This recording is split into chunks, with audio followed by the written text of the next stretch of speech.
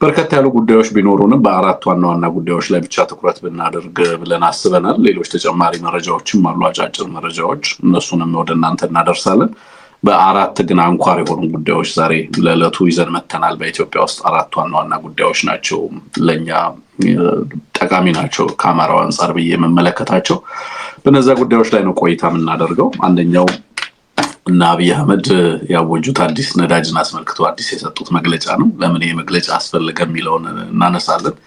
በጣም ክሪቲካል ሁኔታ ውስጥ ነው ያሉት። በዚህም ምክንያት የነዳጅ ሁኔታን በተመለከተ ያነሷቸው ነገሮች አሉ።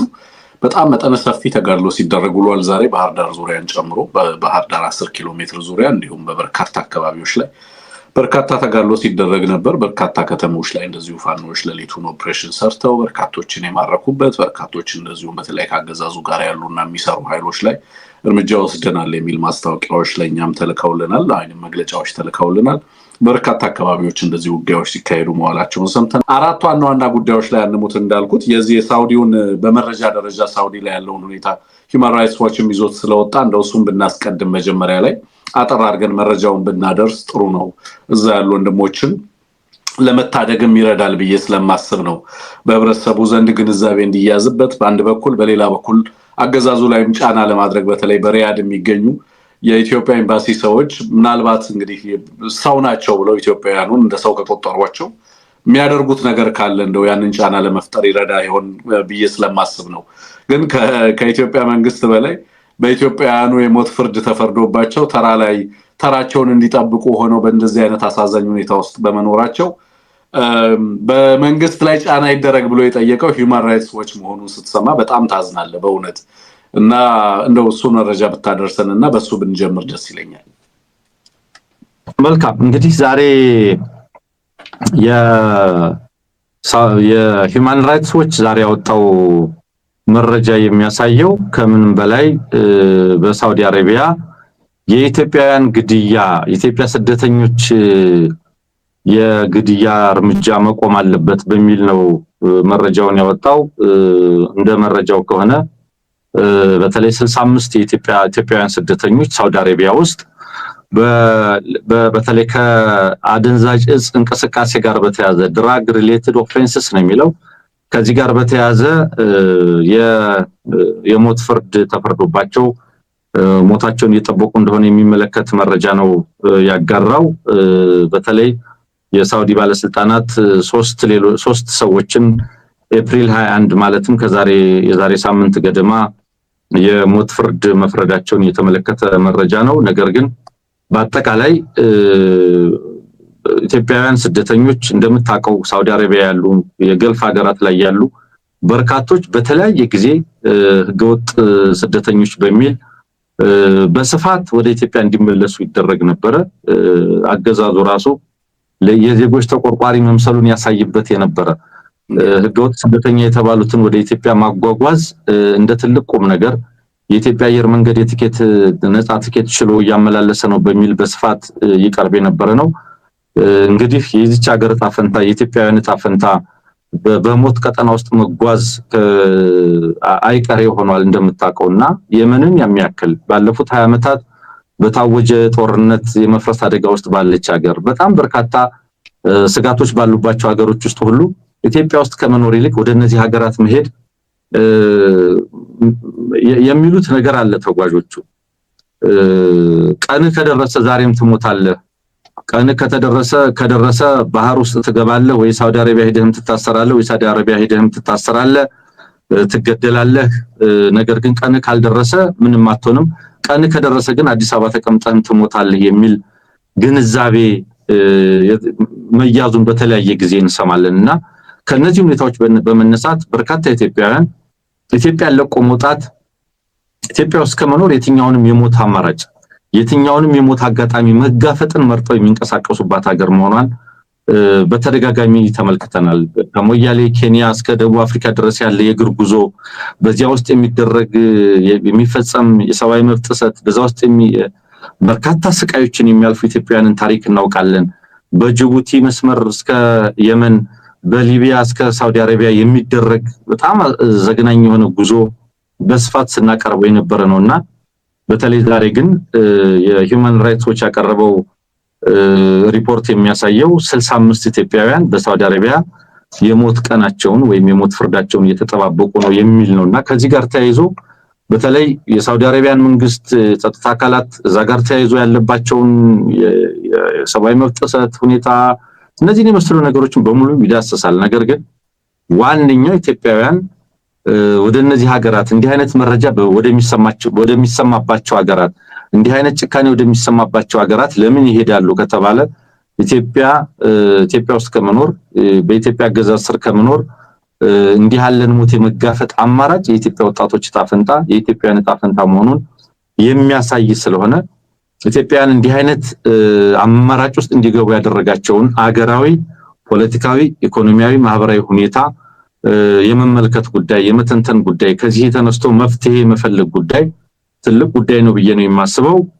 በተለይ ህገወጥ ስደተኞች ኑና እንሸኛችሁ ይባላል በተደጋጋሚ በያላችሁበት ትሸኛላችሁ ይባላል። በነገር ላይ እንዲህ ያለ እርምጃ ስላለ የሰሩበትን ገንዘብ ሳይቀበሉ ህይወታቸውን ተስፋ አድርገው ከሄዱ በኋላ ህይወታቸውን ወደ ማትረፍ ብቻ የሰሩበትን የላባቸውን እንደ ባሪያ የሰሩበትን ጉልበታቸውን ከተበዘበዙ በኋላ እንኳን ገንዘባቸውንና ጥቅማቸውን መጠየቅ በማይችሉበት ሁኔታ ነፍሴን ብቻ ላትርፍ ብለው ሌሎች አማራጮችን ሁሉ የሚጠቀሙ በጣም በርካታ ኢትዮጵያውያን ወንድሞች እህቶች እንዳሉ የሚታወቅ ነውና ገፊ ምክንያቱ ግን ግልጽ ነው። ገፊ ምክንያቱ የኢትዮጵያ ውስጣዊ ነባራዊ ሁኔታ መሆኑን መረዳት ይገባል ማለት ነው ወንድም። አንሙት ስደተኞችን በተመለከተ እንዳልከው በተለይ ኢትዮጵያውያን ብቻ ሳይሆኑ በምስራቅ አፍሪካ ቀጠና ላይ በተለይ ሱዳንንም ጨምሮ በርካታ ሀገራት ያሉ ስደተኞች ያሉበት አሳሳኝ ሁኔታ የሚታይ ነው። በግብጽ ያሉ የሱዳን ስደተኞች ምን አይነት ዋጋ እየከፈሉ እንዳሉ ትረዳለህ። በቻድ ያለው በዲሞክራቲክ በተለይ በአፍሪካ ውስጥ በርካታ ሀገሮች በተለይም ደግሞ ኢትዮጵያውያን ከቅርብ ጊዜ ወዲህ አሁን ኢትዮጵያውያን በሱዳን ብትሄድ እንግዲህ ከሀገራቸው ከኢትዮጵያ ሱዳን ያለችበት ሁኔታ የምታውቀው ከሀገሪቱ ውስጥ ወደ 12 ሚሊዮን የሚጠጋ ህዝብ ከሱዳንን ለቆ ተሰዶ ትመለከታለህ። at the same time ደግሞ ኢትዮጵያውያን ከኢትዮጵያ የባሰ ብለው ደግሞ ወደ ሱዳን ሲሰደዱ ትመለከታለህ። እንደው ምን አይነት አስከፊ ሁኔታ ቢኖር ነው ኢትዮጵያ ውስጥ ወደ ሱዳን የሚሰደዱት የሚለው ነገር ራሱ እንድትመለከተው የሚያደርግ ነው። ሌላው በኬንያም በሶማሊያም በሌሎች ጎረቤት ሀገራትም ተመልክቻለሁ እንደ ኢትዮጵያ ስደተኞች የተዋረደ እንደ ኢትዮጵያውያን በሌሎች ሀገራት ብዙ ዋጋ እየከፈለ ያለ ማህበረሰብ ለማግኘት ይቸገራል። በአሁኑ ሰዓት በሁሉም ቦታ በደቡብ ሱዳን ብትሄድ ኢትዮጵያውያን ማንም ሰው ነው የሚያስራቸው። በዚህ ወደ ሳውዝ ዋርድ ያለውን በኬንያ በኩል ያለው ሩት ብትመለከተው እስከ ሳውዝ አፍሪካ ድረስ ያለው በቅርብ ጊዜ ሳውዝ አፍሪካ ላይ ሰሞኑን ስንሰማም የነበረውን ጥቃትና ግድያ ሰምተሃል። አንሙት በየማላዊ ታንዛኒያ በየእስር ቤቱ ብትሄድ የምታየው ኢትዮጵያውያንን ነው። በገልፍ ሀገራት ብትሄድ ባለቤት አልባ ሆኖ ተበትነው የምታየው ኢትዮጵያውያንን ነው። ከሀገራቸው ሲሰደዱ በሊቢያ በተለያየ ቦታ ላይ በበረሃ በወንዙ በምኑ የሚያልቁት ኢትዮጵያውያንን ነው። ባለቤት የለውም ሀገሩ፣ ህዝቡ ባለቤት የለውም። እና አሁን ከምንኖረው ኑሮ ሞት አይሻልም እያለ ወጣቱ ሲወጣ ታያለህ። አንሙት በጣም በሚያሳዝን ሁኔታ በሄዱበት አሁን ሂውማን ራይትስ ዋች የሞት ፍርድ ኦሬዲ ተፈርዶባቸዋል። ሳውዲ አረቢያ ያሉት የኢትዮጵያ ኤምባሲ ላይ ጫና ይደረግ እያለ እየጠየቀ ያለው ሂውማን ራይትስ ዋች። የኢትዮጵያ ኤምባሲ አልኮል ይነግዳል፣ ሳውዝ አፍሪካ መጠጥ ስመግል ያደርጋል። ከአንድ አካባቢ የተሰበሰቡ ልጆች ናቸው ኤምባሲ ውስጥ ታጉረው በጣም ብዙ ነገር ነው የሰማሁት ሪያድ ስለሚገኘው ኤምባሲ። በነገራችን ላይ በጣም ብዙ ማለት ነው። ስለ ኢትዮጵያውያን ግድ አይለውም። ኢቭን ኤምባሲ ስትሄድ አንሙት በብሔር ትጠየቃለህ። በእነዚህ ገልፍ ሀገራት ያሉ ኤምባሲዎች እንዴት ኢትዮጵያውያንን እንደሚያጎሳቁሉ እንዴት ህዝብን እንደሚያጎሳቁሉ ልነግርህ አልችልም። እንኳን አሁን ኢትዮጵያውያን የሞት ፍርድ ተፈርዶባቸዋል ብሎ እነሱን ለመታደግ አይደለምና እነሱን መታደግ ሀገሪቱ ውስጥ ያለውን ህዝብ በድሮን የሚጨፈጭፍ አገዛዝ ኢትዮጵያውያን ላይ ሞት ፍርድ ተፈረደባቸው ብሎ ለዜጎቹ ክብር ተሰምቶት ዜጎቹን ከሞት ፍርድ ለማስመለጥ ጥረት ያደርጋል የሚል እምነት የለኝም። ያለው አማራጭ አሁንም በዓለም አቀፍ ደረጃ የሚንቀሳቀሱ ኢትዮጵያውያን በሳውዲ መንግስት ላይ በሳውዲ ኤምባሲዎች ላይ ላቢ በማድረግ ጫና በማድረግ የትዊተር ካምፔኖችን በማዘጋጀት እነዚህ ወንድሞቻችን ላይ የሞት ፍርዱ ተግባራዊ እንዳይሆን መስራት የተገባ ነው የሚለውን ነገር በዚህ አጋጣሚ ለማንሳት ነው አንሙት። ይህን ካልኩኝ በቀጥታ ወደ ህዝባዊ ውይይት መድረኮች ተጠናቀዋል። አንሙት ዛሬ መግለጫዎችም ሲሰጡ ነበር። በጣም በርካታ አካባቢዎች ላይ በጎጃም ብቻ ለምሳሌ በምዕራብ አማራ ከ52 በላይ መድረኮች በአንድ አካባቢ ላይ ብቻ መካሄዳቸውን ሰምቻለሁ። በብዙ ሺዎች የሚቆጠሩ አርሶ አደሮችና ህዝቡ እንደተሳተፈበትም ሰምቻለሁ። እሱም ባለ በተለያዩ አካባቢዎች ላይ አንዳንድ አካባቢ ይጠናቀቃል፣ አንዳንድ አካባቢ እየተካሄደ እንዳለ እንዳዲስም እያደረጉ ያሉ አካባቢዎች እንዳሉም እየሰማሁ ነው ያለሁት። እሱም በተመለከተና በበርካታ አካባቢዎች ላይ እንግዲህ የፋኖንም ተጋድሎ አያይዘን ብናነሳው ሁለቱን ደስ ይለኛል።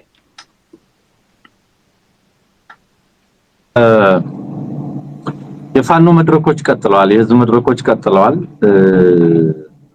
እጅግ በጣም አስደሳች ነው እውነት ለመናገር። ዛሬ ማለዳ ላይ ቴዎድሮስ በሚያስተዳድራቸው አካባቢዎች የአርሶ አደር የንቅናቄ መድረኮች ነው የሚለው።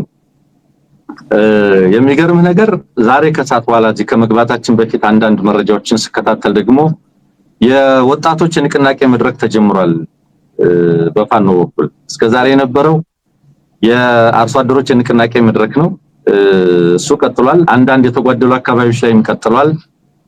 አንዳንዶች ቦታዎች ላይ እንዳልከው ተጠናቋል።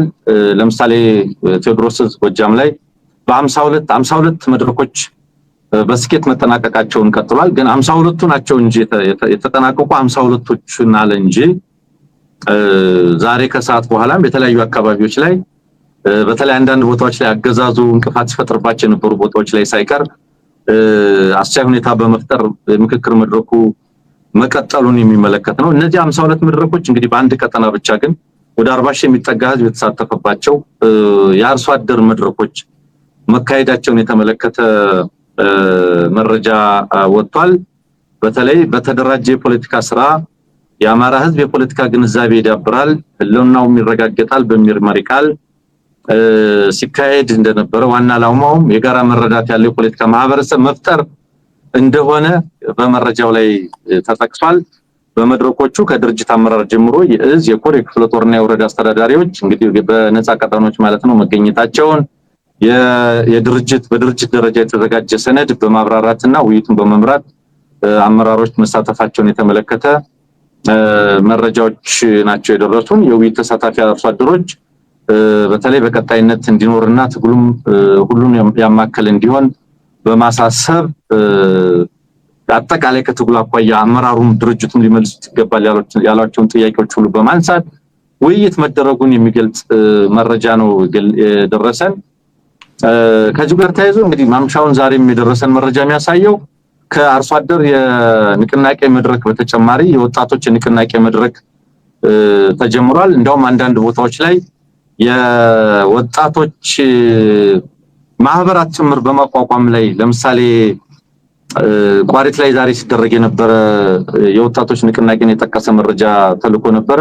ወደ 215 ወጣቶች የተሳተፉበት ንቅናቄ መድረክ እንደነበረና የጣሊያ ቀጠና ወጣት ማህበር ጣሊያ ማለት በነገር ላይ ቋሪት እኔ የተወለድኩበት አካባቢ ነውና እዚህ አካባቢ የጣሊያ ቀጠና ወጣት ማህበር በመመስረት በድል ተጠናቋል የሚል መረጃ ከ102ኛ ኮር 33ኛ ክፍለ ጦር መረጃው ደርሶናል። አሁን ከአርሶ አደር ንቅናቄ ወደ ወጣት ንቅናቄ እየቀጠለ መሆኑን የሚያሳይ ነው።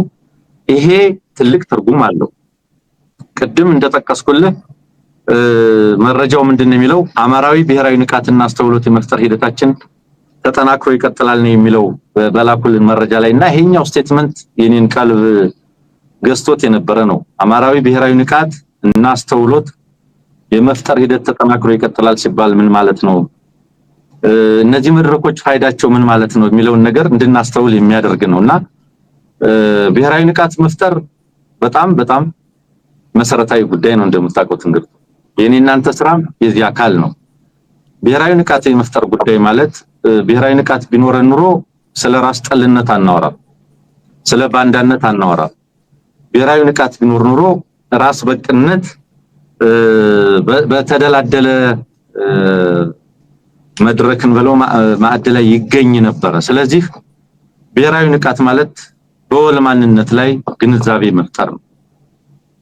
ይሄ ማንነታዊ ንቃት እና ፖለቲካዊ ንቃት ማንነታዊ ንቃት እና ፖለቲካዊ ንቃት ፖለቲካል ኮንሽስነስ ኤንድ ናሽናል ኮንሽስነስ እጅግ በጣም መሰረታዊ ጉዳዮች ናቸው። እነዚህ መድረኮች እንደ ሚዲያው እንግዲህ በኮሙኒኬሽን ውስጥ እኛ እንደ ኮሙኒኬሽን ስንማር የዚህ የፌስ ቱ ፌስ ኢንተርፐርሰናል ኮሙኒኬሽን አንደኛው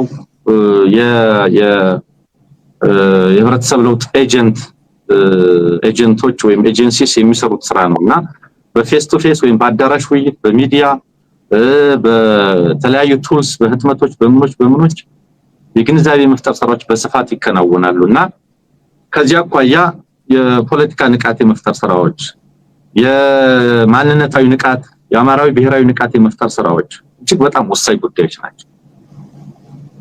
አማራዊ ንቃት ቢኖር ኖሮ ምን ማለት ነው? ብሔራዊ ንቃት ማንነታዊ ንቃት ስለራስ ጸጋና ጉድለት ስለራስ ፈተናና በረከቶች የተሟላ ግንዛቤ መያዝ በማንነት ላይ በጥቃቶች ላይ በጥቅሞች ላይ በፍላጎቶች ላይ በጋራ ማንነቶች ላይ በጎሳ በቋንቋ የጋራ በሚያደርጉ ጉዳዮች ላይ ከዛም በሚነሱ ጥቅሞችና ጉዳቶች ላይ ንቁ የሆነ ግንዛቤ የመፍጠር ጉዳይ ነው። ስለዚህ እነዚህን ሸርድ የሆኑ ሴንስ ኦፍ ናሽናል ኮንሽስነስ ሴንስ ኦፍ ናሽናል አይደንቲቲ በአግባቡ ለመረዳት የሚያስችሉ መድረኮች ናቸው እነዚህ መድረኮች።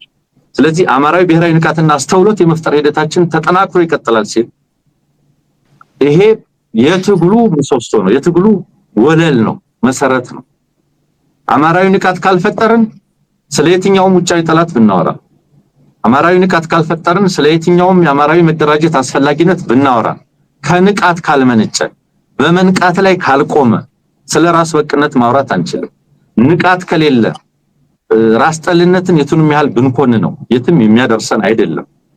ስለዚህ ይሄ ብሔራዊ ንቃት የመፍጠር ጉዳይ በተለይ ደግሞ ፖለቲካዊ ንቃት እንደ ማንነታዊ ንቃት ፖለቲካዊ ንቃት ማለት ምን ማለት ነው? የሀገሪቱን የራስህን የአካባቢህን ፖለቲካዊ ኢኮኖሚያዊ ማህበራዊ ጉዳዮች በውል መገንዘብ መረዳት ጥቅምና ጉዳትህን ማወቅ በመንግስት በነገር ላይ አንድ ጽሁፍ ሳነብ ምንድነው የሚለው ፖለቲካል ኮንሽስነስ ማለት ፖለቲካዊ ንቃት መፍጠር ማለት በመንግስትና በፖሊሲዎቹ እንዲሁም በዜጎች መካከል ያለ ድልድይ ነው። ፖለቲካዊ ንቃት ከሌለ የመንግስት ፖሊሲዎች ምን ይሁኑ መረዳት አይቻልም። ፍላጎቱን ኢንቴንሽኑን አካሄዱን መረዳት አይቻልም ፖለቲካዊ ንቃት ከሌለ ማንነታዊ ንቃት ከሌለ። ስለዚህ ዛሬ የምንደርቀው እናንተ ሌሎችም ወንድሞቻችን በተለያዩ ሚዲያዎች የምንደርቀው አማራ የጥቃት ማዕከል ተደርጓል ስንል አልተደረገም የሚሉ ሌሎች ደግሞ እንመለከታለን።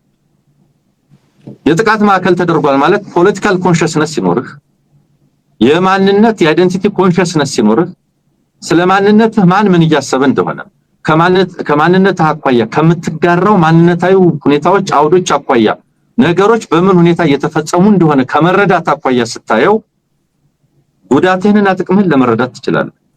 የማንነት ንቃት የሌለው ማንነታዊ ጥቃቶችን ሊረዳ አይችልም፣ ማንነታዊ ጥቅሞችንም ሊረዳ አይችልም።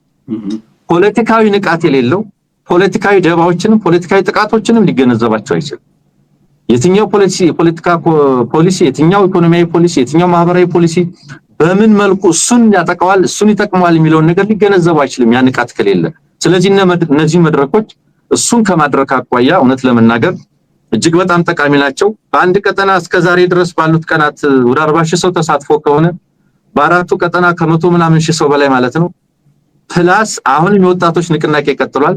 ይሄንን ስትጨምርበት በሚሊዮን የሚቆጠር አማራ በእነዚህ ቀናቶች ውስጥ ፖለቲካዊ ማንነቱን ብሔራዊ ማንነቱን አማራዊ ማንነቱን ጥቅሞቹንና ጉዳቶቹን አማራነት ከኢትዮጵያዊነት ምን መስተጋብር አለው ምን ጉዳትና ጥቅም አለው የሚሉትን ነገሮች እንዲገነዘቡ የሚያደርግ እጅግ በጣም ወሳኝ መድረክ ነው ለማለት ፈልጌ ነው። ምናልባት እዚህ ላይ ሐሳብ ሰጥና ወደ ውሎ መረጃዎች ልመለስ እችላለሁ።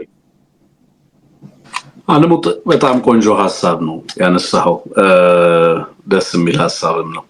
በእኔ እምነት እያንዳንዱ ትግል በዚህ ንቃት ካልተደገፈ በስተቀር እንደዚህ አይነት አማራዊ ንቃትን ካላዳበርን በስተቀር የትኛውንም ትግል ብናደርግ ዞሮ ትግላችን ፍሬያማ ሊሆን የሚችልበት እድል እየጠበበ ሊሄድ ይችላል ማለት ነው። ሰው ለዛ ነው አንዳንድ ሰዎች ወደ ትግል ይገቡና በማግስቱ ምናምን የራሳቸውን የግል ፍላጎቶቻቸውን አሳክተው በኋላ ለምሳሌ እነ ማስረሻ ወይ ሙሃቤ ምናምን ለምን እንደወጡ ግራ ይገባል መጀመሪያ ላይ ማለት ነው። ወደ ትግል እንዲገቡ ያደረጋቸው የጋራ ጥቃት ነው፣ የወል ንቃት ነው። ያ ንቃት ካለ እጅ አትሰጥም ነው በባንዳነትም በምንም መንገድ የአማራን ህዝብ ጠቅል ምክንያቱም ከተናጠላይ ፍላጎቶቻችን በላይ ስለሆኑ ማለት ነው። ከንቃትም የሚመነጭ ነው የሚለው ነገር ላይ በጣም መሰረታዊ የሆነ ግንዛቤ ሊያዝ የሚገባው ነው ብዬ ነው ማሰው። ናው በመድረኮቹ ላይ ያለኝ አስተያየት ምንድነው? በተለይ አመራሮች እየሰማችሁኝ ከሆነ አንደኛ እንደዚህ አይነት መድረኮች በአማራ አሁን ለምሳሌ የወጣቶች ንቅናቄ ቀጥሏል። በእርግጠኝነት አሁን በቀጣይ የሚሆነው የሴቶች ንቅናቄም ተመሳሳይ ይሆናል። የህብረተሰቡን በተለያየ መንገድ እና የተለያዩ አደረጃጀቶችን እየፈጠሩ በንቃት ህብረተሰቡን ለማንቃትና ለማሳተፍ እየተደረገ ያለ ጥረት እንደሆነ ገምታለሁ። አንሙት እንዳልከው ከወጣቶች ቀጥሎ የሴቶች ንቅናቄ መድረኮች ደግሞ እንደሚካሄዱ ምንም ጥርጥር የለኝም ማለት ነው። ከዛ በኋላ እንግዲህ መምህራን እየተባለ በየዘርፉ በሙያ ማህበራት ደግሞ እያደራጀ እያንዳንዱን ማህበረሰብ የማሳተፍ ኢንጌጅ ማድረግ እንቅስቃሴዎች ነገር ናው። ከነዚህ መድረኮች አንሙት የምንጠብቀው ኤክስፔክቴሽኖቻችን ውስጥ አንዱ የኔ ለምሳሌ የጋራ ሪዞሉሽን የአቋም መግለጫዎች መውጣት አለባቸው። በየአካባቢው ላይ በ5 ወይ በ10 ጉዳዮች ላይ የጋራ መግባቢያ ላይ ተደርሶ ከነዚህ ውይይት ህብረተሰባዊ ውይይቶች በኋላ የጋራ ሪዞሉሽኖች የሚተላለፉበት ቢሆን በጣም ጥሩ ነው። ምንድነው ዴሊበሬሽኑ at the end of the day ምንድነው የተደረሰባቸው የጋራ ጥቅል ስምምነቶች ምንድናቸው በህዝብና በአታጋይ ድርጅቱ መካከል የሚለው ነገር እንዲታወቅ 1 2 3 4 5 ብለን በኋላ ቀጣይ አቅጣጫዎችን እነዚህ ናቸው የሚመሩት። ገብቷል አይደለም? ስለዚህ በዚህ መንገድ እንደዚህ አይነት ሪዞሉሽኖች ቢተላለፉ በጣም ጠቃሚ ነው። እንግዲህ መሬት ላይ ላለው ኃይል እየሰጠው ያለውት በተለያየ መንገድ ይሄንን የምትመሩ ሰዎች ይሄንን አስተያየት ብትይዙት ነው። ሁለተኛ ወጥነት ያለው የስልጠና ማኑዋሎች ካሉ አንሙት አማራው ባለበት ቦታ ላይ ሁሉ እነዚህ መጠነ ሰፊ ውይይቶች ሊደረጉ ይገባል። የአማራው ንቅናቄ ንቃት በአንድ አማራ በሚኖርባቸው አማራ ክልል ውስጥ ብቻ በተወሰነ አካባቢ ላይ የሚካሄድ መሆን መቻል የለበትም።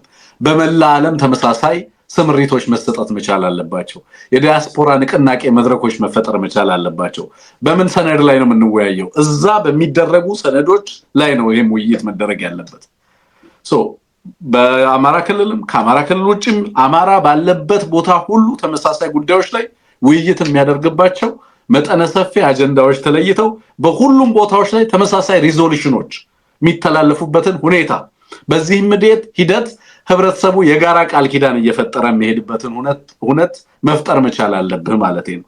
እነዚህ የስልጠና ማኑዋሎች ቢመጡ ለምሳሌ እኛ ራሱ ሚዲያ ላይ የህብረተሰቡ ውይይት አካል አድርገን ብናወያያቸው በየዲያስፖራ ንቅናቄው ላይ ውይይት ቢደረግ ማህበረሰቡ በጋራ እነዚህ ሪዞሉሽንስ አርሶ አደሩም ወጣቱም ሴቱም በእነዚህ ጉዳዮች ላይ የጋራ ውይይትና የጋራ ግንዛቤ አድርጎ ከዛ በኋላ የጋራ አቋም የሚያዝበት ሁኔታ እና ይሄ ንቃት እንዳልኩ በተወሰነ አካባቢ በሆነ ጂኦግራፊክ ኤሪያ ላይ ብቻ ላለው ማህበረሰብ ብቻ ሳይሆን አማራው ባለበት ሁሉ ሊሰጥ የሚገባ መሆኑን በዚህ አጋጣሚ ለማንሳት ነው። በየወረዳዎቹ በየቀበሌዎቹ የሚሰጡ ስልጠናዎች የሚደረጉ ውይይቶች ወጥነት ባለው ሰነድ ላይ ተመረኮዙ ሆነው ከዛ ደግሞ ድንበር ተሻጋሪ አማራው ባለበት ቦታ ሁሉ የሚደረጉ የሚዲያው ዲስኮርስ አካል መሆን አለባቸው።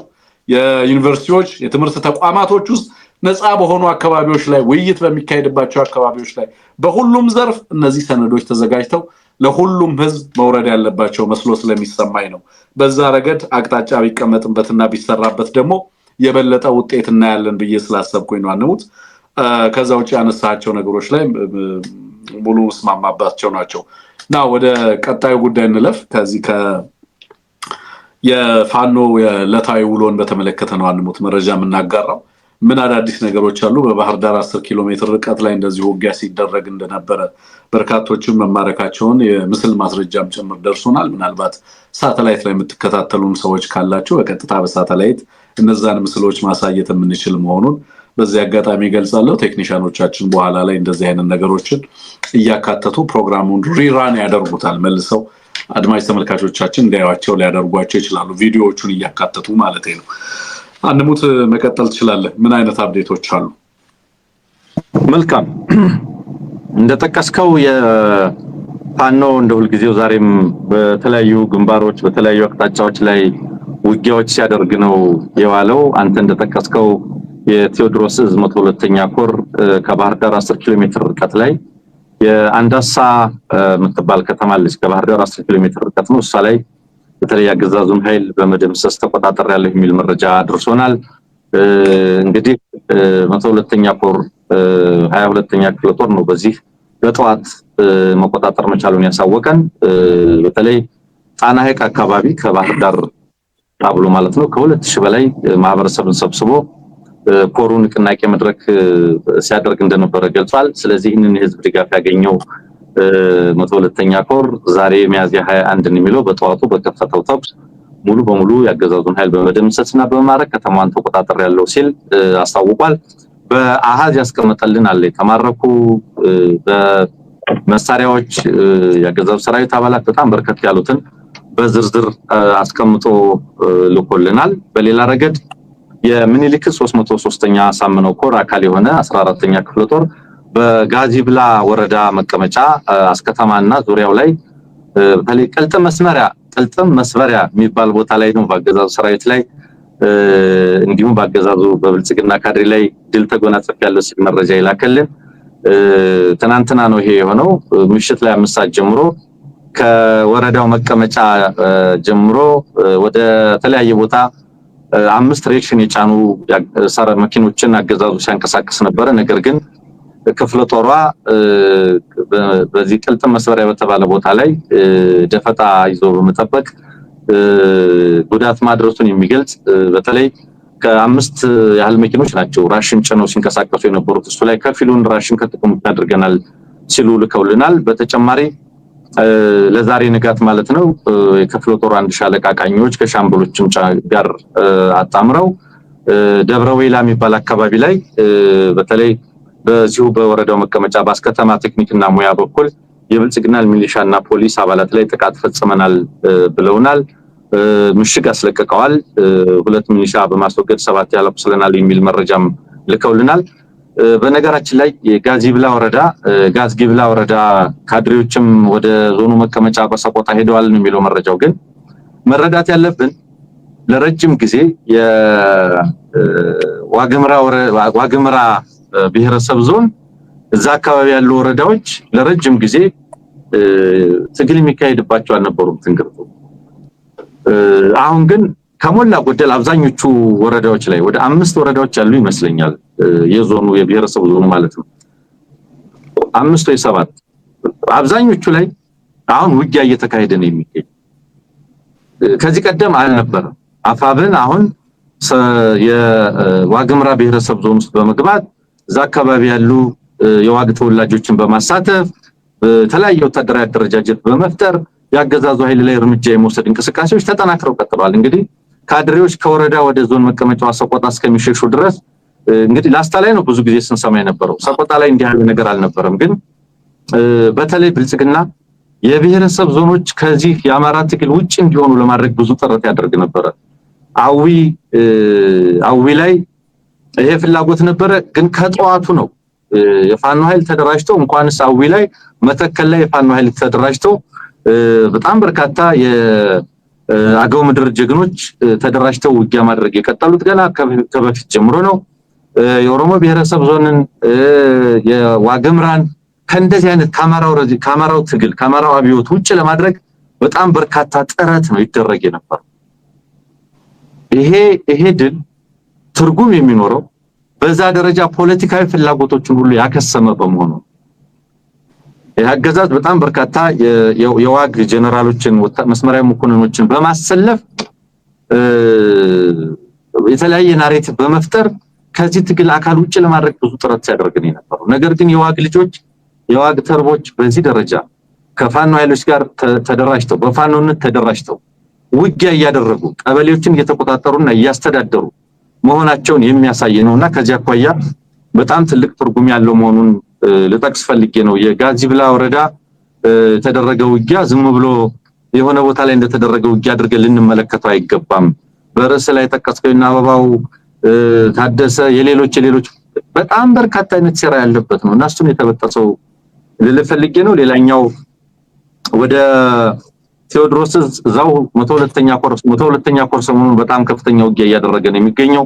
መራዊ ከተማ ነፍናፊዎችን ልኮ በማስገባት እርምጃዎች መውሰዱን የተመለከተ መረጃም ደርሶናል። በተለይ እዛ አካባቢ የብልጽግና ሁነኛ ሰዎች የሚባሉ በጣም በርካታ ጥቃቶችን በማስፈጸም ጸረ ፋኖ እንቅስቃሴዎች በማድረግ ጸረ ህዝብ እንቅስቃሴዎች በማድረግ ህዝብን የፋኖ ደጋፊዎች ናቸው በዚህ ወጣችኋል በዚህ ወርዳችኋል በማለት በጣም ብዙ ጉዳት እንዲፈጸም ያደረጉ ባንዳዎች እርምጃ እንደተወሰደባቸው የሚገልጽ በስም ዝርዝር ወደ 7 ያህል ሰዎች ላይ እርምጃ መወሰዱን የሚገልጽ መረጃ ተልኮልን ተመልክቻለሁ። እንግዲህ ከፋኖ ጋር የተያዙት ዋና ዋና መረጃዎች እነዚህ ናቸው። በእርግጥ ከዚህ ውጭ ያሉ ሌሎች ሀገራዊ መረጃዎችም አሉ። ምናልባት አስፈላጊ ከሆነ እንመለስባቸው አለን። ወደ ሌሎች ርዕሰ ጉዳዮች መግባት እንችላለን።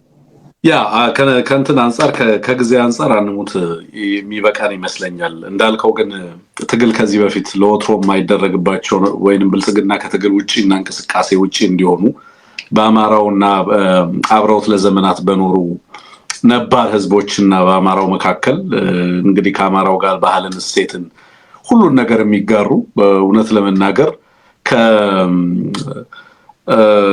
አንዳንድ እንደው ልዩነቶችን እናውጣ ብለስ ካልሰነጠቅ በስተቀር ልዩነትን ለማውጣት በሚቸግር ደረጃ በተዋህዶ የሚኖሩ ህዝቦችን ለመለጠል ብልጽግና ሄደበትን ጥረት ታውቃለህ አንሙት። ያንን ለማክሸፍ ደግሞ የአማራውም ህዝብ የአገው ህዝብ በተለይ በአማራው ያው ታሪክን ስለማያውቅ አብዛኛው ይሄ ብልጽግና ስብስብ በእነዚህ ሁለት ህዝቦች መካከል ያለውን መስተጋብር በደንብ ስለማይረዳው አይገባውም። ገብቷል። እኛ ግን በተለይ በዚህ ትግል we have always been consistent ይሄን በተመለከተ በነገራችን ላይ እና የአማራ አይን ብሌን ያህል ነው በአማራ ውስጥ የሚኖሩ ማህበረሰቦችን የሚመለከተው የአማራ ትግል እና በምንም አይነት መንገድ የአማራውን ትግል ከነዚህ ህዝቦች የራሱን ህልውና ከነዚህ ህዝቦች ህልውና ነጥሎ አይመለከትም። የአማራ ህዝብና የነዚህ ህዝቦች የጋራ ትብብር ነው በኢትዮጵያ ውስጥ ለውጥ እንዳይመጣና እንዲያዋልድ የሚፈልገው።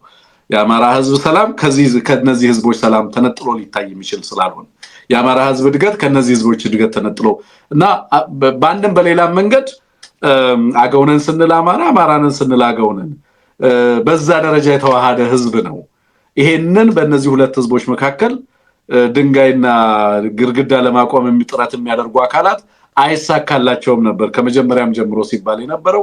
ሌሎችም በአማራ ውስጥ የሚኖሩ ህዝቦች ኖት ኦንሊ በአማራ ከአማራም ውጭ እኮ ያሉ ህዝቦችን ለማቀፍ የዚህ ትግል አካል እንዲሆኑ በሂደቱም በለውጡ የሂደቱም አካል የለውጡም አካል እንዲሆኑ ለማሳተፍ በጣም በርካታ ስራ እየተሰራ ነው። የአማራ ትግል በጣም ይሄንን ክሪቲካሊ ተመልክቶ በትግል ውስጥ በአመራርነት በአሳታፊነት ከነዚህ ወንድሞች ጋር የሚደረጉ ትግሎች ተጠናክረው መቀጠል አለባቸው። ህብረተሰቡም የዚህ ንቅናቄ የዚህ ለውጥ አካል ሆኖ መቀጠል መቻል አለበት። እዛ ላይ በስፋት ሊሰራ ይገባል የሚል ነው። እዛ ላይ ትኩረት እንዲደረግ ለማሳሰብ ነው። እኔም በዚህ አጋጣሚ ይሄንን ያነሳሁት ለባለት ነው አንሙት። ሌላው ዛሬ እንግዲህ አንሙት አቶ አህመድ ሽዴ የሚኒስትር ኦፍ ፋይናንስ ነው ወጥቶ ነዳጅን በተመለከተ እንግዲህ መግለጫ ሰጥቷል። ከዚህ በፊት እንግዲህ ነጭ ናፍጣን በተመለከተ በግማሽ ቀንሰናል ብለው ነበር እንደምታስታውሰው። ናፍጣን አሁን ቀንሰን የነበረውን ኮታ ሀገራዊ ኮታ በቀን ወደ 9 ሚሊዮን ሊትር በቀን እንዲሰራጭ ለማድረግ ወደዛ መልሰነዋል። በፊት ወደ ነበረበት መልሰነዋል። ስለዚህ ምንም የዋጋ ከዚህ በፊትም ዋጋ ስላልጨመርን በሆርሙዝ መዘጋት ምክንያት ወይንም በነዳጅ አቅርቦት እጥረት የዋጋ ማሻሻያ ስላደረገን ዋጋው ባለበት ይቀጥላል። ግን ደግሞ አቅርቦቱን በተመለከተ ተፈጥሮ የነበረው መስተጓጎል ተፈቷል። ከዛሬ ጀምሮ የነዳጅ እጥረት በሀገሪቱ አይስተዋልም። ይሄንን ክሪቲካል የሆነ አይተም በሀገሪቱ ውስጥ ወደ ነበረው ነባሩ ስርጭት ስንመልስ ህብረተሰቡ ደግሞ የጋራ ትብብር በማድረግ ይሄ ነዳጅ ለተፈለገለት ዓላማ ብቻ እንዲውል ህዝቡ የነቃ ተሳትፎ እንዲያደርግ እናሳስባለን ብሏል ብልጽግና። ምን እየነገረን ያለው አክቹሊ ያሉኝን መረጃዎች በዚህ ረገድ እኔ ያጋራሉ አንሙት። ለምን ይሄ መረጃ ይሄም ውሳኔ እንደተወሰነ በግልጽ ማስቀመጥ እንፈልጋለን። ፖለቲካዊ ውሳኔ ነው በነገራችን ላይ። ሰሞኑን የነበረውንም ሁኔታ ታሳቢ አድርገህ ልታነሳው ትችላለህ። ግን መጀመሪያ ያንተን አስተያየት ልስማና ከዛ በኋላ እኔ ሐሳቤን አጋራለሁ።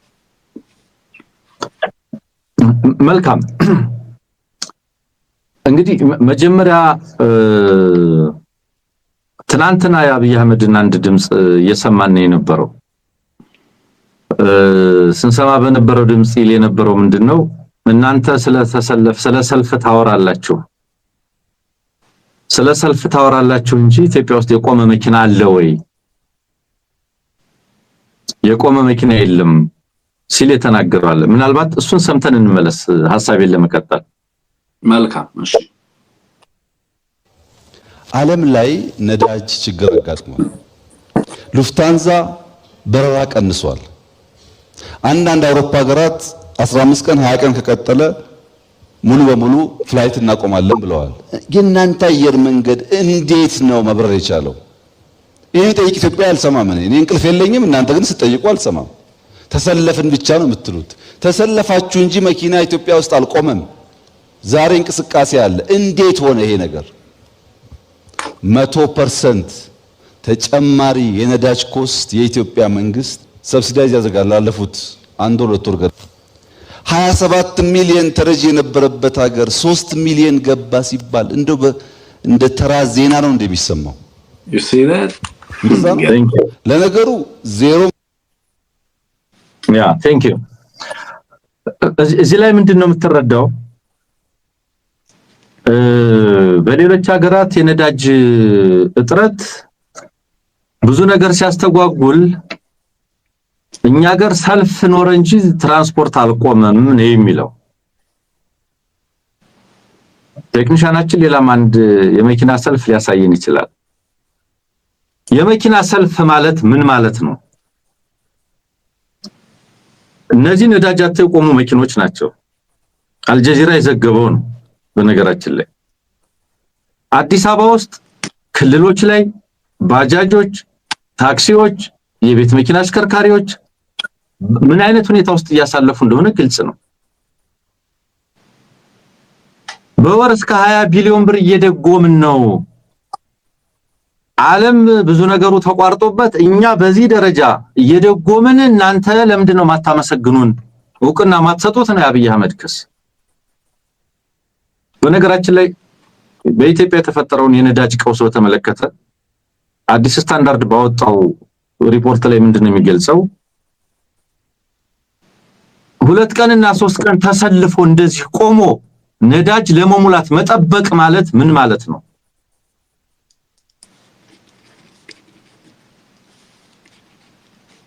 መኪና አልቆመም ነው የሚለው። እውነት አልቆመም ወይ? ይሄን ለተመልካች ፍርዱን ለተመልካች ልተው። እኔ በግሌ ማቃቸው ወዳጆች መኪና አቆመዋል። መኪና አቆመው በሜትር ታክሲ መንቀሳቀስ የጀመሩ ወዳጆች አሉ። ሌላው ይቅርና አዲስ አበባ ውስጥ የቀላል ባቡር ተሳፋሪዎች ቁጥር በእጥፍ ነው የጨመረው። ከ30 ምናምን ሺህ ወደ 70 ምናምን ሺህ መድረሱን የሚመለከት መረጃ ሳነብ ነበር። ለምን? ቢኮዝ ነዳጅ ለመሙላት 2 ቀን 3 ቀን የሚሰለፉ የህዝብ ትራንስፖርት አገልግሎት ሰጪዎች ስላሉ። እኛ ተአምር ሰርተናል። እነ ሉፍታንዛ ሲቆሙ ኢትዮጵያ አየር መንገድ አልቆመም። ኢትዮጵያ አየር መንገድ እኮ አለኝ የለኝም የሚለውን የመጠባበቂያ ሪዘርቭ እየተጠቀመ ነው ያለው። እነዚህ መኪኖች በዚህ ደረጃ ተሰልፈው መዋላቸው ማለት ምን ማለት ነው? ቀናት እየባከኑ ነው። የዋጋ ንረት አለ። በ2 ቀን ደርሶ መመለስ የነበረበት ትራንስፖርት ወይም አሽከርካሪ 5 ቀን የሚቀመጥ ከሆነ 2 ቀን 3 ቀን ነዳጅ ለመሙላት ተሰልፎ የሚያሳልፍ ከሆነ እንደ መንግስት እንዳገዛዝ ከመጠባበቂያ ነዳጅ ይዞታና ክምችት አኳያ ያለውን ጉድለት መስራት ያለበትን የቤት ስራ አለመስራቱን ላለመቀበል ወይም የዓለም አቀፍ ቀውስ እንደ ጦርነት ሁሉ የዓለም አቀፍ ቀውስ በነዳጅ ይምጣ በጦርነት ይምጣ ባለመረጋጋት ይምጣ እኛን አይመለከትም፣ እኛ እንደውም እናተርፍበታለን የሚል ፖለቲካ የዛ ነጸብራቅ ነው የምንረዳው።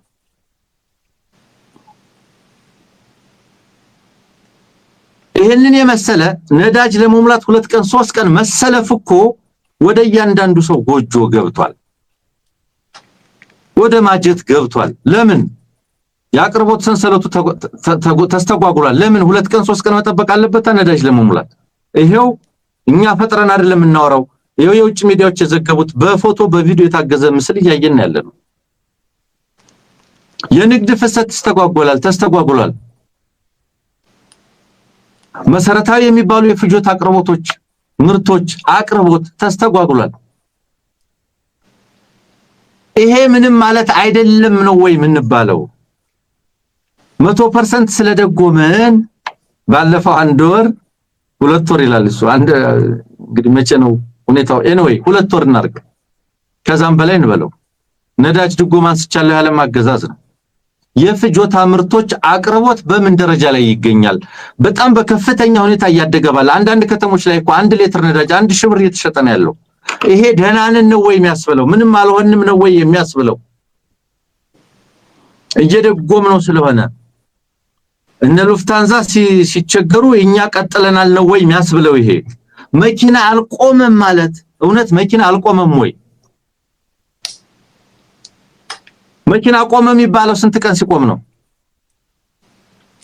መኪና ቆመ የሚባለው አገልግሎት መስጠት አቆመ የሚባለው ምን ሲሆን ነው? ነዳጅ ለመሙላት ለማግኘት 2 ቀን 3 ቀን ሌሊት ጭምር ተሰልፈው እንጀራ የሆነባቸው ሰዎች በተለይ እነዚህ ለጭነት መኪኖች እኮ ናቸው። ወይ የፍጆታ ምርት ነው ወይ የንግድ ዕቃ ነው ወይ ሌላ አቅርቦት ነው ያደረጉ ያሉት፣ ግን ቆመዋል። ይሄንን እኛ እየሰራን ስለሆነ እኛ ያቀረብን ስለሆነ ምንም አልተፈጠረም ብሎ ወደ ማለፍ መሄድ ይቻላል ወይ? አዲስ አበባ ውስጥ በየማደያው ቆሞ የሚውለው አዲስ አበባ ውስጥ በየቦታው በየታክሲ ተራው ተሰልፎ የሚውለው ማህበረሰብ የነዳጅ ችግር እዚህ ሀገር ላይ ኢትዮጵያ ውስጥ ተጽዕኖ አለመፍጠሩን ነው ወይ የሚያሳየው? መኪና አለመቆሙን ነው ወይ የሚያሳየው?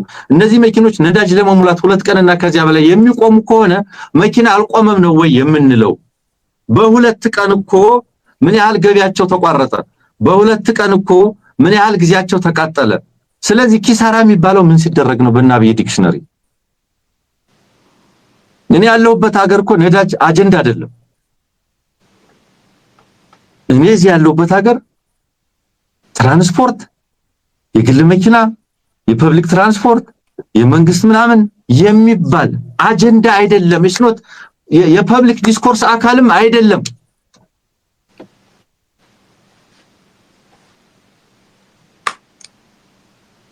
ኢትዮጵያ ውስጥ የሚሰለፉ ዜጎች ያውቁታል። እየተሰለፉ ያሉ ዜጎች ያውቁታል። ተልኳቸው ለመፈጸም ደርሰው ለመምጣት ያልቻሉ አሽከርካሪዎች የከባድና የቀላል የፈሳሽና የደረቅ አሽከርካሪዎች ያውቁታል። እና ከሞላ ጎደል የምትመለከተው ዛሬ አዚፍ ለምሳሌ የገንዘብ ሚኒስትሩ ገለጸው የምትለይ ነገር አዚፍ እነሱ የሚቆጣጠሩት ነገር ያለ ይመስል ነው ሐሳብ የሚሰጡት። የሚያሳዝነኝ ይሄ ነው። ብልጽግና እኮ አገር በቀል የኢኮኖሚ ልማት ስትራቴጂ ሳወጣ ፖሊሲና ስትራቴጂ ሳወጣ የሰሜኑ ጦርነት እንደሚከሰት ስላላሰብን ለመከለስ ተገደናል ብሎ ኢኮኖሚ ፖሊሲ ወደ መከለስ የገባ ነው። ጦርነትን ያውም ስልጣን ላይ በወጣ በ3ኛው ዓመት የተከሰተን ጦርነት እንኳን ለመገመት በማይችልበት ሁኔታ ይሄ ነው ህብረተሰብ እየሆነ ያለው። ምንም አልሆንንም አታመሰግኑም ነው የሚያስብለው አሁን ይሄ እንደዚህ ያለው የህዝብ ሰብ። ስለዚህ ዛሬም ወደ መደበኛ ሁኔታ መልሰናል፣ እንደዚህ አድርገናል፣ ከዚህ በኋላ እንደዚህ ነው ልናይ ማታ ነው። የብልጽግና ነገር እኮ መቆያ እንጂ ማምሻም አይደለም። እድሜ የለውም። እድሜ ያለው ሐሳብ የለውም። እድሜ ያለው ፕሮፓጋንዳ የለውም። እድሜ ያለው መከራከሪያ አትመለከትም። እና የገንዘብ ሚኒስቴር አሁን አወጣው የሚለው ነገር ነገ እንደማይቀየር በምናውቃለን። ኤኒቲንግ በብልጽግና ጉዳይ ኢንቴግሪቲ ፕሪንሲፕል ይዘህ ልትከራከር እንዲህማ አያደርጉም ብለህ ልትላቸው የምትላቸው ነገሮች የሉምና ይሄ ቀውስ በብዙ መንገድ ቀጥሏል። ኢንፋክት ገለልተኛ የኢኮኖሚ አጥኚ ተቋማት ቢኖሩ ኑሮ በሸቀጦች ላይ በህዝብ ኑሮ ላይ በሌላው ላይ በትራንስፖርተሮች ላይ ምን ተጽዕኖ አሳደረ? ምን ጎደለ? መንግስት ምን ማድረግ ይችል ነበረ? የትኛውን ኃላፊነት ነው ያልተወጣው? የትኛውን ጉዳይ ሊወጣ ሲገባ አላደረገውም? ከዚህ በኋላስ ያለው ዝግጁነት ምን ይመስላል? ቀጥሎ ምን ሊሆን ይገባል? ያለውን ክፍተት በሙሉ የተጠያቂነት ጉዳይ ፊት ለፊት ሊመጣ ይችል ነበር። ኢንፋክት መዋቅሩ በነዳጅ ሙስና ውስጥ በነዳጅ ስመግሊንግ ውስጥ ተዘፍቋል። ያገዛዙ መዋቅር በራሱ ማለት ነው። አንድ ጥሩ ነገር ይሄ ነዳጅ ጥረት ይሄ አገዛዝ እንደልቡ ጦርነትን ለመምራት የሚቸገርበት ሁኔታ ሊፈጥር እንደሚችል ነው ተስፋ የምናደርገው ለማለት ነው። አመሰግናለሁ። አንሙት የግሎባል ሃንገር ሪፖርት በነገራችን ላይ የሚያወራው ነገር አስደንጋጭ ነውና ሰውየው የሚናገረው ነገር ምን ማለት እንደሆነ ስለማይገባው ነው ብዙ ጊዜ ለማስተባበል አዳጋ እንትን የሚሆነው። ላይክ እኛ የምናወራው ፌዝ ነው የሚያወራው። በነገራችን ላይ ይሄንን አሁን እኔ አንድ መድረክ ላይ የሃይማኖት ሰባኪ ነኝ ብሎ አንድ የሃይማኖት ሰባኪ ቢያወራው ምልህ አሁን እንግዲህ እንደምናያቸው ሰባኪዎች ነን የሚሉ ግለሰቦች ማለት ነው እንደነሱ አይነት ሰው ቢያወራው ምንም ሚራጅ ነው የሚያወራው፣ ቅዠት ነው፣ ምንም አይገርመኝም ማለት ነው። አሁን የሀገሪቱ ጠቅላይ ሚኒስተር ነኝ የሚለው ሰው ነው ይሄንን የሚያወራው እና ነገሩን አስፈሪ የሚያደርገው እሱ የሚናገረው ነገር ምን ማለት እንደሆነ አይገነዘበውም እና እኛ ጋር ሲመጣ የሚፈጥረው ኢምፓክት እኛ ስንሰማው ነው የምንደነግጠው እንጂ በሱ ዙሪያ ያሉ ሰዎች እኮ ያጨበጭባሉ እሱ ሲናገር። አሁን ችግሩ እሱ የሚናገረው እሱ ለራሱ ምን ማለት እንደሆነ አይገባውም ነው። he don't really digest what he mean like ከአንደበቱ የሚወጣው ቃል ምን ማለት እንደሆነ አይገባው። ለምሳሌ ትናንትና እናንተ ምን ስናቀርብ ነበር? የዚህ ግሎባል ሃንገር ሪፖርት 2026 በዳታ እጥረት ምክንያት ግሎባል ሃንገር ሪፖርት ኢትዮጵያን አላካተትኩም ትቼውጥቻለሁ አልያዝኩም ብሎ ወጣ። እነ WFP እና ነፋኦ በዛ አላርምድ ሆነው ኢትዮጵያ ውስጥ ያለውን የምግብ አቅርቦትና የተረጂ ቁጥር አሃዝ በተመለከተ ምንም ዳታ ባለመኖሩ ብለው እየተሸበሩ ነው ያሉት። ካታስትሮፍ ሊመጣ ይችላል፣ በጣም በርካታ ሚሊዮኖች በረሃብ ሊያልቁ ይችላሉ ተብሎ ዳታ የለም ተብሎ እሱ ምን ይላል? ከ27 ሚሊዮን ወደ 3 ሚሊዮን ቀነስኩት እያለ ሲያወራ ትሰማለህ። በዓለም አቀፍ ደረጃ ዳታ የለም ተብሎ ትላንትና ሪፖርት ወጥቷል። እኔ እናንተ ሰርተንበታል። ግሎባል ሃንገር ሪፖርት ውስጥ አልተካተተችም ኢትዮጵያ because of data drought ነው የሚሉት እነሱ። የዳታ ድርቅ ስላጋጠመ አገዛዙ ዳታን ማኒፑሌት አድርጎ ሊልክ ሲል ስታንዳርዱን አያሟላም ተብሎ ሪጀክት ስለተደረገ አሁን በራሱ አሃዝ መጣ። ኢኮኖሚውንም የራሱን አሃዝ ይነግርሃል፣ ልማቱንም በራሱ አሃዝ ይነግርሃል። እነዚህ የተደረደሩት መኪኖች እኮ አንሙት ቅድም ስታሳየኝ የነበሩት የሆነ ሙሽራ አለ እዛ ቶታል የሚሰራ እሱን አጅበውት እኮ ነው እንጂ የነዳጅ ፈላጊዎች አይደሉም ይላል። ዳስ በዚህ ደረጃ ነው አርጊው እያደረጉ ያሉት እነዚህ ሰዎች። ይሄ የምታዩት ፎቶግራፍ አልጀዚራም ይዞት የወጣው አያስፈልግም ይሄንን ማሳየት ወንድም አለም አልጀዚራም ይዞት የወጣው ይሄ የመኪኖቹ ተሰልፈው ምናምን ቆመው እኮ አይደለም ማንሙት ነው የሚሉ ቆመው አይደለም ሰርግ ስለነበረ እሱን አጅበው ነው ህዝቡ አልተረዳንም ነው እያሉ ያሉት። ይሄ በውሸት የሚያስተዳድር ስርዓት ነው።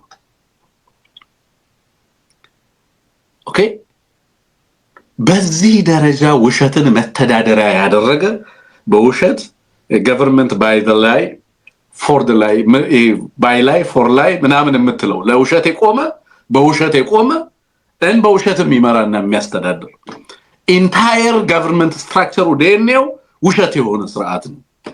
house of cards ነው እና ፌክ ነው የሚያወራው ነገር ውሸት። ለምሳሌ ሉፍታንዛ ሲቆም እኛ አልቆምንም ማለት ሉፍታንዛ በቀን ከ3000 በላይ ኢንተርናሽናል ፍላይትስ ነው የሚያደርገው አንሙት we are nowhere comparable to ከዚህ ከሉፍታንዛ ጋር ኢትዮጵያን ኤርላይንስ ኢትዮጵያን ከ200 እስከ 220 ፍላይት ነው የሚያደርገው ኢንተርናሽናሊ በቀን ማለት ያ ከ3000 ተርኪሽ ከ1000 እስከ 800 ድረስ 1800 ፍላይቶችን ያደርጋል ዴይሊ ነው ማወራ። ሉፍታንዛ በየለቱ ከ3000 በላይ ዓለም አቀፍ በረራዎችን ያደርጋል። ያንዳንድ አካባቢዎቹን በነዳጅ ውድነት ምክንያት ያንዳንድ አካባቢዎች ፍላይቶቹን ለተወሰነ ቀን ሰስፔንድ አድርጓቸው ዲሌይ አድርጓቸው ነበር። ምክንያቱም እነዚህ ክሬዲብል የሆነ ዳታ ለህዝባቸው የሚያቀርቡ ተቋማት ስለሆኑ አይደበቅም። እንደዚህ አይነት ነገር ያጋጠማቸውን ችግር ለህዝብ በግልጽ በይፋ የሚያቀርቡ ተቋማት ናቸው። የኢትዮጵያ መንግስትንም በተመለከተ ለምሳሌ ኢትዮጵያን ኤርላይንስም ወደ መካከለኛው ምስራቅ ለአንድ ሳምንት በረራ ተስተጓጉሎበት ነበር። ኩዌት እያረፈ ነዳጅ ለመሙላት ተገዶ ነበር። ይሄ ውሸት ምን ይጠቅማል ነው? ለምንድን ነው ይሄንን ይዞ የመጣው? ሁሉ ጊዜም አብይ አህመድ when he is in a deep crisis በቃ ይሄንን predictable የሆነውን የግለሰቡን ባህሪ ማወቅ ያስፈልጋል። ሌሎቹ እንዲናገሩ የማይፈቅደው ለምን ይመስላል? because he is good at it። ውሸቱን ከሱ የተሻለ ማንም ሊናገረው አይችልም። ስለዚህ አንዳቸውንም ማያምናቸውም በዚህ ረገድ ራሱ ነው የሚናገረው ሲናገር ማለት መጥቶ ለምሳሌ አሁን ነዳጅን በተመለከተ ያቀረቡት ነገር ከበቂ በላይ ነዳጅ ሪዘርቭ ስላላቸው መጠባበቂያ ስላላቸው አይደለም። ይሄ ምርጫ እስኪመጣ ድረስ የሞት ሽረት ትግል ከምንም ነገር በላይ እያንዳንዱ ኢንቨስትመንት ይሄንን ምርጫ ህብረተሰቡ እስከ ምርጫው ድረስ ምንም አይነት ድምጽ ሳያሰማ እስኪ እንዲቀጥል ያቺ የምርጫ ቀን በምንም መንገድ እንድታሳካ መደረግ ያለበትን ነገር ሁሉ ለማድረግ ወስነው የተባለውን 9 ሚሊዮን ነዳጅ መልሰው አያቀርቡልህም። ዴይሊ እኛ መልሰነዋል የሚሉት በሰዎች ጭንቅላት ላይ ነዳጁ አቅርቦቱ ከዚህ በኋላ የለም አሜን ወደ ነበረበት ተመልሷል የሚል መረጋጋት ፓኒክ ውስጥ ያለን ህዝብ ወደ እንደዛ መረጋጋት ውስጥ መመለስ አለበት። ነሰርሊ ነዳጁን አታቀርብም እኮ አንሙት 4 ሚሊዮኑ ከ4 ሚሊዮኑም እኮ 2 ሚሊዮን ይሆናል ገበያ ስርጭት ላይ ያለው 4 ሚሊዮንም አይደለም ይሄን ያለው ገበያ ላይ ግን መተለ ህዝቡ ምን ትለዋል መሰለ ወደ ነበረበት መልሰናል ትለዋል ለህዝቡ። ህብረተሰቡ ከዚህ በኋላ የሚኖረውን ሾርቴጅ የማን ንጥረት ያደርገዋል? የነዳጅ የማደያዎች የትራንስፖርት አቅራቢዎች የነዳጅ አቅራቢዎች ችግር እንጂ የመንግስት እንዳልሆነ አድርጎ እንዲረዳው ያደርጋል። ስለዚህ አይነሳም ህዝቡ እንደዚህ ብለ ከነገርከው የመንግስት ችግር አይደለም መንግስትማ በግፍ በቃ ወደ ነበረበት እኮ መለሰ ነዳጁን እጥረትም የለም ይሄው መኪናዎችም የቆመ የለም እያለ ይነግራል። አንተ ቆሞ ነው የምታየው መኪናውን እሱ ቆሞ አይደለም የሚያየው። በሰዎች ጭንቅላት ላይ የሚደረግ ማኒፑሌሽን ባይዘወይ የአብይ አስተዳደር ለኔ ኢትዮጵያን ወደ ጃያንት ትልቅ የሳይኮሎጂካል ኦፕሬሽንስ የስነ ልቦና ማኒፑሌሽን የሚካሄድባት ሀገር ነው ያደረጋት።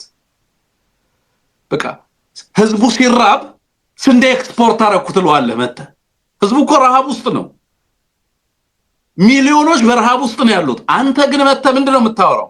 ስለ ኤክስፖርት ስላረከው ስንዴ ነው የምታወራው። ከዛ ህዝቡ ምን ይላል መሰለ እንዴ በሀገሪቱ ውስጥ በዚህ ደረጃ ስንዴ ተመርቶ ኤክስፖርት የሚደረግ ከሆነ ረሃብ እኔን ብቻ ያጋጠመኝ የኔ ቤተሰብ ተናጠላዊ ፈተና ነው ብለ ሱሳይድ ትፈጽማለህ ራስህን ታጠፋለህ እንጂ ገቨርንመንቱን ብለ ማታረግም። ገቨርንመንቱማ ኤክስፖርት እያደረገ ነው እየተደረገ እንዳለ ስንዴ በትራክተርና በኮምባይነር ሲታጨድ እያሳየ ነው መንግስቱ። ስለዚህ ህዝቡ ችግሩን የመንግስት ሳይሆን የራሱ እንዲያደርግ ያደርገዋል። አየህ እኔ ባለፉት 8 ዓመታት ኮንሲስተንትሊ በሀገሪቱ ውስጥ የምመለከተው ነገር አክቹሊ ህዝቡ የሚኖረው ኑሮ ሌላ የሚነገረው ነገር ሌላ ማኒፑሌት ነው የሚያደርገው የሰዎችን አእምሮ ነው የሚቆጣጠረው። እና ይሄንን ውሸት ማጋለጥ ስራ የኛ ብቻ ሳይሆን ያለም አቀፍ ጋዜጣ ለዛ እኮ ነው ጋዜጠኞች ጠላቶቹ ናቸው። ለምሳሌ ይሰውራል ያስራል ይገድላል ያሰድዳል ምን ይላል ለምን ይሄን ያደርጋል? ምክንያቱም we tell the truth እኛ እውነቱን ነው ለህዝብ የምንነግረው። ማኒፑሌሽን ነው ሚራጅ ነው ሐሰት ነው ቅጥፈት ነው የለም። እስከ ምርጫው ድረስ ነዳጅ የሚያቀርበው ነዳጅ የለውም ከጅቡቲ ጀምሮ ከነገ ጀምሮ ይሰራጫል ይላል ሲል ነበር የከረመው። አንሙት ከነገ ጀምሮ ነዳጅ እየገባ ነው እያሉ በቀን 6 ጊዜ ዜና ያሰሩ ነበር በደጋፊዎቻቸው በኩል። አክቹሊ ያለው እውነታ ምንድነው? ያለው እውነታ ትራንስፖርት አጥቶ ባህር ዳር ወደ አዲስ አበባ መሄድ ያልቻለው ህዝብ እውነታውን ያውቀዋል። ከጅማ ወደ አዲስ አበባ መንገድ መሄድ አቅቶት በየቦታው ተስተጓጉሎ መኪናውን እነሱ አይደሉ እንዲያነሙት ይወል ከራሳቸው እስኪ እንነሳ ምንድነው ያሉት? የትራንስፖርት አገልግሎት የግል መኪናዎቻችሁን ትታችሁ ፐብሊክ ትራንስፖርት ተጠቀሙ አላሉም እንዴ በአዋጅ ባለፈው? የቆመ መኪና የለም የሚለው ጋር እንዴት አይጣረስም እንዴ? ለቦቴዎች ቅድሚያ ይሰጥ ያሉት እነሱ አይደሉም እንዴ? ለቦቴዎች ቅድሚያ ሲሰጥ የህዝብ ትራንስፖርትን በሰባተኛ ደረጃ አይደለም እንዲያስቀምጡት? ነዳጅ ለግል ጭራሽ አይታሰብም። በዛ ደረጃ ሲያስቀምጡ መኪኖች ይቆሙ እያሉ በእግር ወክ እናድርግ ለጤንነት ይጠቅማል እያሉ ሚኒስትሮቹ ሲናገሩ አልነበረም እንዴ? ያ የት ሄዶ ነው ታዲያ ይሄ ውሸት የሚነገር? በየዕለቱ ይሄንን ካልተናገረ ስርዓቱ ምን አይነት አደጋ እንደሚገጥመው ስለሚገነዘብ እንደዚህ አይነት ነገሮችን አክቹሊ ምንም የተጨመረ የነዳጅ አቅርቦት የለም። አሁን እኔ ባለኝ መረጃ ወደ 9 ሚሊዮን መልሰነዋል። ሐሰት ነው፣ አልተመለሰም። በነበረበት አቅርቦት እንዲቀጥል ነው የወሰኑት። ግን ለህዝቡ እንደዚህ አይነት የህዝቡን ስነ ልቦና ማኒፑሌት ማድረግ የሚችሉባቸው ንግግሮች መናገር አለባቸው። አዚፍ ሁሉ ነገር ኖርማል እንደሆነ የአውሮፕላን ነዳጅ እጥረቶቻቸውን ለተወሰነ ጊዜ የሚያቃልሉባቸውን የነዳጅ አቅርቦት አግኝተዋል። የምታስታውስ ከሆነ ፕሮግራም ሰርተንበት ነበር። አፍሪካ ኮንፊደንሻል የዘገባቸውን 2 መርከቦች ይዘዋቸው የመጡ ነዳጆች ነበሩ፣ የአውሮፕላን ነዳጆች። እሱን አግኝተዋል። ከዛ ውጪ ግን ለህዝብ ስርጭት እና ገበያ ላይ ሊሰራጭ የሚችል ነገር እንኳን እዚህ ሌሎች ቦታዎች ላይ የተፈጠረ ያለውን ቀውስ እየሰማን ያለው ግን እስከ ምርጫው ድረስ በእንደዚህ አይነት መንገድ ህዝብን እያታለሉ እንቀጥላለን እያሉ እያሰቡ እንዳሉ መገንዘብ ትችላለህ የሚለውን ነገር ላንሳ ብዬ ነው። አንሙት ከነዳጅ ጋር የተገናኘው ነገር ይሄ ነው። 2 ነገሮችን እናንሳ። በአንድ በኩል ሱዳን 2 ጥቃት ፈጽማለች ዛሬ። አንደኛው አሶሳ ላይ በቀጥታ የተፈጸመ ጥቃት ነው፣ ተናግረናል ከዚህ በፊት። እኔ ትዝ የሚል ከሆነ አሶሳ ላይ ጥቃት ሊፈጸም ይችላል፣ ባህር ዳር ላይም እንደዚሁ ጥቃት ሊፈጽሙ ይችላሉ። ምክንያቱም የዚህ አገዛዝ ድሮኖች ከነዚህ አካባቢዎች ነው የሚነሱት እያሉ በተደጋጋሚ ሱዳኖች መግለጫ እየሰጡ ነው። በሌሎች ሀገራት ላይ የሚደረጉ ጥቃቶች እስካልቆሙ ድረስ የኢትዮጵያ ሉዓላዊነት ለጥቃት ተጋላጭ ይሆናል። በተደጋጋሚ ስንናገር ነበር። አሁን ዛሬ ሰማነው ነገር አሶሳ ከአሶሳ 21 ኪሎ ሜትር አሶሳ መውጫ ላይ የሚገኝ የጤና ጣቢያ ላይ የድሮን ጥቃት ተፈጽሟል የሚል ነገር ነው የሰማነው። አንሙት ሐኪሞችም ታካሚዎችም ሞተዋል የሚል ነው። እንግዲህ ባለኝ መረጃ መሰረት መጀመሪያ ላይ እኔ ራሴ ለማጣራት ጥረት ሳደርግ የጤና ተቋማት ለምንድን ነው ታርጌት የተደረጉት የሚለውን ነገር ለማንሳት እዛ እንግዲህ ባለው መረጃ የአርኤስኤፍ ተዋጊዎች የሚታከሙበት ጤና ጣቢያ ነው፣ የሕክምና ጣቢያ ነው የሚል ነገር ነው የሰማሁት። መጀመሪያ በስታት መስሎኝ ነበር። በኋላ ላይ ሁለተኛ የድሮን ጥቃት ተፈጽሟል። ይኸውልህ ማርች 3 አካባቢ አንሙት በቀጥታ የአርትለሪ አታክ ወደ ኢትዮጵያ የከባድ መሳሪያ ተኩስ ተደርጓል። በማርች 3 እና 4 የምታስታውስ ከሆነ ኩርሙክ አካባቢ ላይ ማለት ነው። በርካቶች ተፈናቅለው ነበር የነበረው። አሁን ደግሞ እየሰማን ያለነው የኢትዮጵያን የአየር ግዛት ጥሶ ገብቶ የድሮን ጥቃት አርኤስኤፍ እና አርኤስኤፍ ታርጌቶች አሉበት የሚባሉ አካባቢዎች ላይ ጥቃት እየተፈጸመ ነው ያለው። እንግዲህ በግድ ሱዳኖች ወደዚህ ጦርነት ይግቡልኝ ብሎ የጦር ካምፕ ጭምር አስቋቁሞ ለጦር ካምፖች ስፔሌም ኖርዝ ለሚባለውና ይሄ በአልሂሉ የሚመራው ኃይል እና በነዶጋሎ ለሚመራው ኃይል ለሁለቱም ድጋፍ ሲያደርግ ነበር የነበረው። አሁን እንግዲህ እንደዚህ አይነት ጥቃቶች እንደዚህ አይነት የድሮን ጥቃቶች መጥተዋል። ምን ማለት ነው ይሄ? አንድ ሉዓላዊ ሀገር በሌላ ሉዓላዊ ሀገር ግዛት ውስጥ ገብቶ የድሮን ጥቃት ሲፈጽም የምንረዳው ነገር ምን ማለት ነው? አንሙት ምንድነው ሉዓላዊነት ለዚህ አገዛዝ? የኢትዮጵያ ሶቨርኒቲ እንዴት ነው የሚታየው? ኦፍ ኮርስ ከኢትዮጵያ ህዝብ ጋር እየተዋጋ ነው ያለው። 2 አይነት ሶቨርኒቲ ነው ያለው። አንደኛው ፖፑላር ነው። ከዛ ውጭ ያሉ ሉዓላዊነቶች መገለጫ የሆኑትን ግን አብዛኞቹ የኢትዮጵያ ሉዓላዊ ግዛቶችን ያስደፈረ መሆኑን ተመለከታለህ። በሌላ በኩል ደግሞ የኢትዮጵያ ህዝብ በምን አይነት ሁኔታ ውስጥ እንዳለ ተመለከታለህና እስኪ እነዚህ ነገሮች አያይዘህ አንድ ነገር በለን።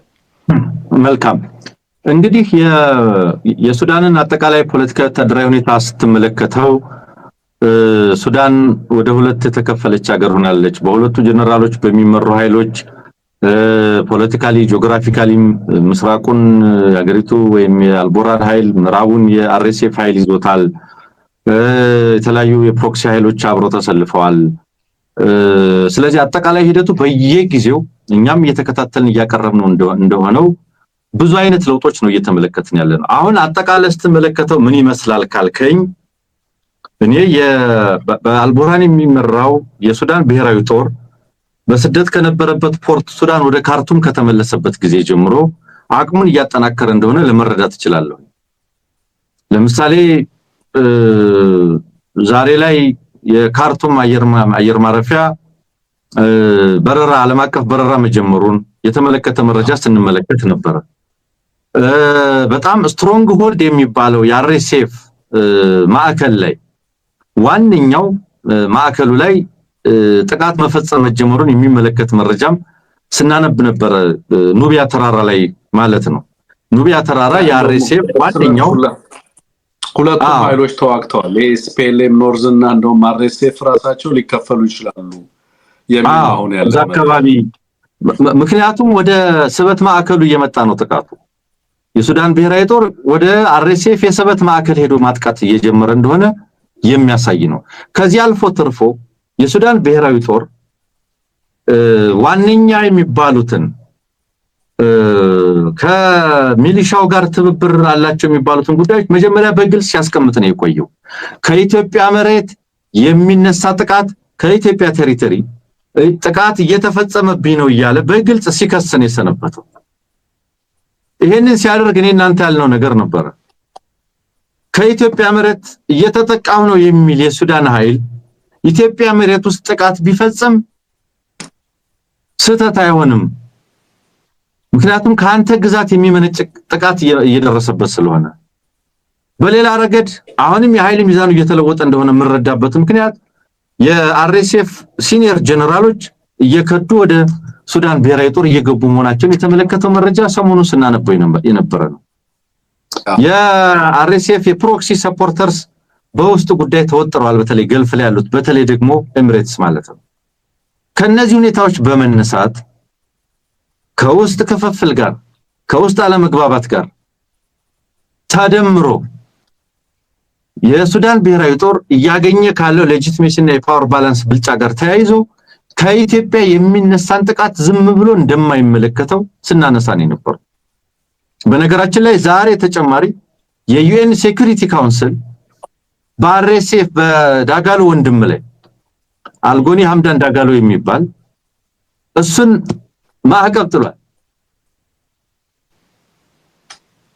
ጥሏል። አሜሪካ የጣለችው ማዕቀብ አለ። ነገሮች ተደምረው ተቀንሰው ስትመለከታቸው አጌንስት አርኤስኤፍ እየሄዱ ነው ያሉት።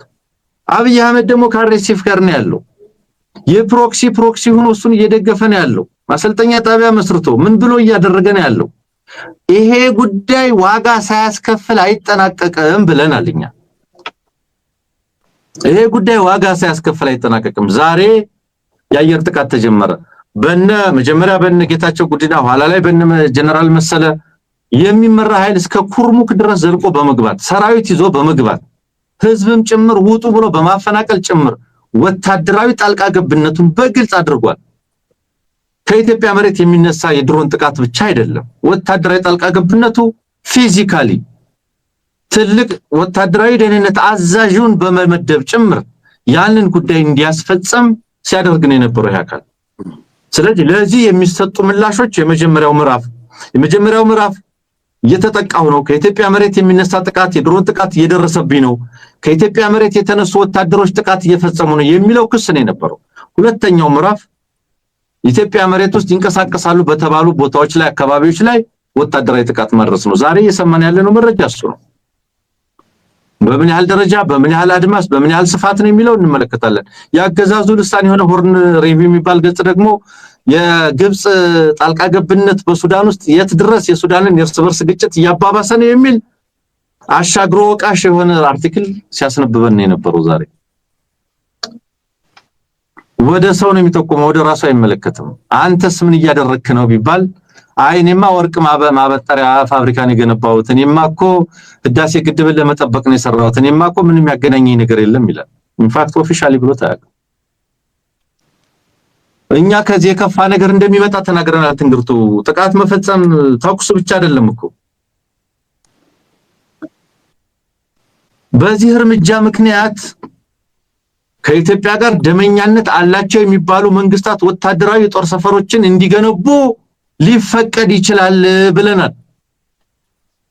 እንዴ ማን ነው የምትጠይቀው? ብሉ ናይል ስቴት ላይ የግብጽ ወታደራዊ ጦር ሰፈር ቢመሰረት ማን ነው ተጠያቂ? አምኖ ኢትዮጵያ ደስ አይላትም ብሎ ከኢትዮጵያ ጋር ያለ ግንኙነት ይበላሽብኛል ብሎ የሚጠነቀቅልህ የካርቱም መንግስት የለም። ኢንፋክት የካርቱምን መንግስት የሚገለብጥ ሚሊሻ ያሰለጠንክ ነው፣ ያገዝክ ነው፣ ያሰማራህ ነው ያለው። ከዚህ በመነሳት የግብጽ ወታደራዊ ጦር ሰፈር ብሉ ናይል ስቴት ላይ ቢመሰረት ማን ነው ተጠያቂ? ይሄ ነው ወይ ዲፕሎማሲ? ይሄ ነው ወይ ለቀጠናው ጂኦፖለቲካ ሲባል ዝም ብለን አንመለከትም ብለን ስለምናስብ የገባንበት ነው የሚባለው? ለዚህ ነው ወይ ከኤርትራ ጋር ዛሬ ነገ ተጀመረ አልተጀመረ የሚባል ባላንጣነት፣ ደመኛነት፣ ትርክት በአግባቡ ሪቶሪኩ በስፋት ሲሰራ ከርሟል። የአልቡርሃን መንግስት የኤርትራ ጦር ሰፈሮችን በገላባት፣ በብሉ ናይል፣ በገዳሪፍ በተለያዩ አካባቢዎች ላይ እንዲመሰረት ቢያደርግ ማን ነው ተጠያቂ? ምን ይሉንታ አለበት? የአልቡርሃን መንግስት ይሄን እንዳያደርግ ይሉንታ አለበት እንዴ? ያ ሉዓላዊነት ዋንስ ኮንቴስትድ ከሆነ ማለት በሌላ ሀገር ሉዓላዊ ግዛት ላይ ወታደራዊ ድጋፍ የምታደርግ ከሆነ ያንተ ሉዓላዊነት ኔጎሽብል ነው ማለት ነው። ከዛ በኋላ በምንም መንገድ ስለ ሉዓላዊነት ልታወራ አትችልም። የአየር ሉዓላዊነት ተጥሶ ነው እንግዲህ የድሮን ጥቃት ተፈጸመ የሚባለው። ከአሶሳ የአየር እንግዲህ ታጣቂዎችን የምታሰለጥንበትን ማሰልጠኛ ካምፕ ፈጥረ የአየርና የድሮን ድጋፍ የምታደርግበትና የጦር መሳሪያ አቅርቦት የምታደርግበት ሁኔታ ካለ እነ ቻድና እነ ሊቢያ እንኳን ባቋረጡበት ሁኔታ ኢትዮጵያ የጦር መሳሪያ አቀባባይ ሀገር ሆነ በዛ ደረጃ ላይ እንግዲህ ሱዳን ይሄንን አልፋ መጣ በኢትዮጵያ ላይ ጥቃት እስከመፈጸም ከደረሰች አገዛዙ ስለገባበት የወንብድና ተግባር በግልጽ ይነግራል። there is no more የኢትዮጵያ ሉዓላዊነት። እነዚህ ሰዎች የኢትዮጵያ ሉዓላዊነት ጋርድ ሊያደርጉ አይደለም እዛ ቦታ የቆሙት ማለት ነው። አንሙት የኢትዮጵያ ሉዓላዊነት ለመጠበቅ የኢትዮጵያን ሉዓላዊነት ለማስከበር አይደለም ከኢትዮጵያ ሕዝብ ጋር ኢንፋክት ጦርነት ውስጥ ገብተዋል። ስለዚህ እንግዲህ የሱዳን ኦፍ ኮርስ የሱዳንን ጦርነት ወደ ኢትዮጵያ ስቦ ለማስገባት ብዙ ዋጋ ከፍለዋል። ወደ ሱዳን እስከዛሬ ድረስም የሱዳን ኃይሎች ለምን እርምጃ አልወሰዱብንም ብለው የተቀየሙ ሁላ ነው የሚመስሉት ያደረጓቸውን ነገሮች። እኔ ዩኒቨርሲቲዎቹ ጥናታዊ ሪፖርት ሰርተው በ100% ኮንፊደንስ ኢንተርቫል እያሉ ሪፖርት ሲያደርጉ እነዚህ ነገሮች ወደ ሌላ አንድ ሰፊ ጥቃት ሀገሪቱን ለመውሰድ እየተደረጉ ያሉ መንደርደሪያዎች ናቸው እያልኩ በተደጋጋሚ ያነሳ ነበር። የል ይመስለኛል አይደል ስኩል ኦፍ ፐብሊክ ሄልዝ ያንን ጥናትና ሪፖርት ካቀረበ በኋላ almost 99.9% ኮንፊደንስ ኢንተርቫል ሳተላይት ኢሜጆችን ተጠቅሞ ኢትዮጵያ በምን አይነት መንገድ የጦር መሳሪያ ዝውውር እያደረገች እንደሆነ እንዴት ታጣቂዎችን እያሰለጠነች እንደሆነ እንዴት በሱዳን ጦርነት ውስጥ በቀጥታ ጣልቃ እንደገባች የሚያሳዩ ሪፖርቶች በተደጋጋሚ ከሮይተርስ ጀምሮ ከኤፕሪል 11 ይመስለኛል ከዛ ጀምሮ እነዚህ ሪፖርቶች በጣም በስፋት ሲወጡ የሆነ ነገር እየታቀደ እንዳለ የሆነ ነገር ሴዲመንት ያረገ እንዳለ ግልጽ ነበር። ታው ይሄን ነገር አቁሙ። ታው እናንተን ብቻ አይደለም ይዞ የሚወድቀው ከናንተም አልፎ ጣጣው ለሀገር ይበጃል። ለቀጠናውና ለቀጠናው ህዝብ ሰላም አደጋ ነው። እረፉ፣ ውጡ ከሱዳን ነገር። በሀገሪቱ ውስጥ የፈጠራችሁት ቀውስ፣ በሀገሪቱ ውስጥ የፈጠራችሁት ጦርነት ይበቃል። እነሱ በሀገር ውስጥ ለሚያደርጓቸው ጦርነቶች የሚደረግላቸው አሲስተንስ፣ የጦር መሳሪያ ድጋፍ ለአርኤስኤፍ በሚደረገው ድጋፍ ውስጥ እየቀሸቡ ለኢትዮጵያ ጦርነት ያውሉታል። ለአርኤስኤፍ እናደርሳለን እያሉ የድሮን ተተኳሽ ምን ወደው እኮ አይደለም እነሱ። በዚህ ምክንያት ነው የሱዳንን ጦርነት የሚደግፉበት ትልቁ ምክንያት እሱ ነው። ዝም ብሎ የህዳሴው ግድብ ጥቅም ስላለብን በዛ በኩል አርሚ 7 ምናምን ስላለና እሱ ዝም ብሎ ድራማ ነው። በኋላ ላይ ትዝ ሲላቸው አርሚ 7 የሚባል ከሱዳን አለ ምናምን ብለው እሱን አመጡት እንጂ በኋላ ላይ መጀመሪያ ላይ ማከዳው ነበር። አረ ድጋፍ እያደረግን አይደለም፣ አረ እጃችን የለበትም ነበር ሲሉ የነበረው። በኋላ ላይ አይ ለምን እንደዚህ አንልም ብሎ አንድ ሰው አማከራቸው፣ የምስራቅ አፍሪካ አማካሪው። ከዛ በኋላ በሱ ጭንቅላት ማሰብ ጀመሩ። አክቹአሊ ግን የነበረው ነገር ምንድነው? ለአርኤስኤፍ የጦር መሳሪያ ድጋፍ ለማቅረብ የገቡበት አሳፋሪ የታሪክ ውሳኔ ሀገሪቱንም ኢትዮጵያንም በዚህ አስከፊ ሱዳን እልቂት በራሷ ህዝብ ላይ ከምትፈጽመው በላይ የሱዳን ጦርነት በጣም ዘግናኝ ልክ ኢትዮጵያ ውስጥ እንደሚካሄዱ ጦርነቶች አይነት ከዛም የባሰ 10-15 እጥፍ ከባድ ካታስትሮፍ ያስከተለ ነው። እዛ ውስጥ የገቡበት ትልቁ ምክንያት የጦር መሳሪያ ድጋፍ ማግኘት ስለሚፈልጉ ያንን ካላቀበሉ በልተው ማደር ስለማይችሉ ያንን ነው ያደረጉት። ዛሬ ግን እየተመለከትን ያለ ነው ናው እንግዲህ የሱዳን እስካሌሽን ነው እንግዲህ ከዚህ በኋላ የምንመለከተው አንድ አይደለም ሁለት ጥቃት ለኔ እስካሌሽን ለዚህ እስካሌሽን የሚሰጠው ምላሽ ምንድነው ያገዛዝ የሚለው ነገር ደግሞ እናያለን። ቀደም እንዳልከው አንተ በኑባ ተራሮች ላይ እሱ አሉኝ የሚላቸው ፕሮክሲዎች እርስ በርስ እየተዋጉ እንደሆነ ተመልክቻለሁ። አንዳንድ ቦታ ላይ አልሂሉም በራሱ የራሱ ቅሬታ አለው። በተለይ እዛ አካባቢ ላይ ኑባ ተራሮች አካባቢ ላይ የሚገኙ ስትራቴጂክ ቦታዎችን ካስነጠቁ በኋላ የአርኤስኤፍ ፋይልና የኤስፒኤልኤም ኖርዝ የሚባሉት ኃይሎች እርስ በርስ መተኳኮስ ጀምረዋል። የአንደኛው ጀነራል እየከዳ ነው። ትናንትና ዘጋርዲያን ይመስለኛል አይደለም በጣም ሰፊ ሪፖርት ይዞ የወጣው በእንትና ሀብት ዙሪያ በመሐመድ ሐምዳን ዶጋሎ ሀብት ዙሪያ ዱባይ ላይ ስላለው ሀብት እነዚህ ሁሉ ጥናቶች እየተደረጉ ያሉት ሙሉ ለሙሉ አርኤስኤፍን በቅርብ ጊዜ በተለይ አርኤስኤፍ ላይ ማዕቀብ ሊጣል የሚችልበት እድል እየጨመረ ነው የመጣው። ከዚህ ጋር ተያይዞ በርካታ ነገሮች ልንሰማ እንችላለን። የሱዳን ኃይል ግን ለምን ይሄንን ውሳኔ አሁን ላይ ወሰነ የሚለው ነገር በጣም ጠቃሚ ይመስለኛል። አንሙት why now መረጃው ካስቀድሞ ነበረው። የአብይ አህመድ አገዛዝ ድጋፍ እያደረገ የጦር መሳሪያ እያቀበለ ካምፕ አደራጅቶ ታጣቂዎችን እያሰለጠነ እንደነበረ መረጃ ነበረው። ለምን እስካሁን ግን እርምጃ አልወሰደም የሚለው ነገር አይ ቲንክ ሁኔታዎችን የተገነዘቡ የትላንትናው ስብሰባ የጀነራሎቹም ስብሰባ አይ ቲንክ ከዚህ ጋርም የተገናኘ ይመስለኛል። ይሄ ኢኩዌሽን ወደ ሌላ ነገርም ያመጣል። ይሄ ካልኩለስ ትግራይ ላይም እየመጣ ያለው የኢንትሪም ፕሬዚደንቱ ተርም እያበቃ መሆኑን ተከትሎ መጠነ ሰፊ እንቅስቃሴዎች በየአካባቢው ላይ የምታያቸው ህዝባዊ ውይይቶች በየአካባቢው ያሉ ነገሮችን እንደው ዝም ብሎ አይዞሌትድ ኢንሲደንት አድርጎ ማየት አይቻልም። ይሄ አገዛዝ ከነዳጅ ጋር ያለውንም ውሳኔ የወሰነው በፓኒክ እንደሆነ ነው የምገነዘበው በእኔ እምነት ማለት ነው። እስኪ እንግዲህ የሱዳኑን ጉዳይ ሌላ ቀንም በስፋት እንሄድበታለን።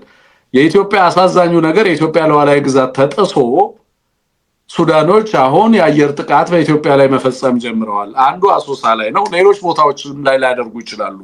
ስለዚህ አሁንም ለኢትዮጵያ ውስጥ ላለው አገዛዝ ውስጥ በተለይ እኔ አሁን አገዛዙ ላይ በተለይ ከታች ያሉ ጀነራሎች ካሉ ይሄንን ተግባር አውግዘው ከኢትዮጵያ ህዝብ ጋርና ከኢትዮጵያ ሉዓላዊነት ጋር መቆም ያለባቸው ጊዜ ይመስለኛል።